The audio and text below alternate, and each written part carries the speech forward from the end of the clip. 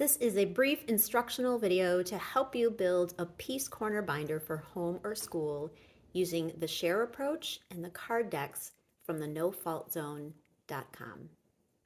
The materials you will need are a 1/2-inch binder with white slipcovers on the front and back, 6 pages of white cardstock, 32 pairs of Velcro dots, a 3-hole punch, and a pair of scissors.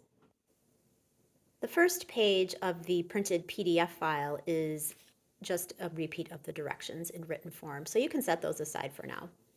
Page 2 is the cover of the Peace Corner binder. You'll simply slip it in to the front of the binder. Page 3 is the sentence strip. Cut along the dotted line, 3-hole punch, and place a soft Velcro piece above each line. Page 4 is our story framework. You will slide that into the back cover of the binder. Pages 5 and 6 are the card decks from the NoFaultZone.com.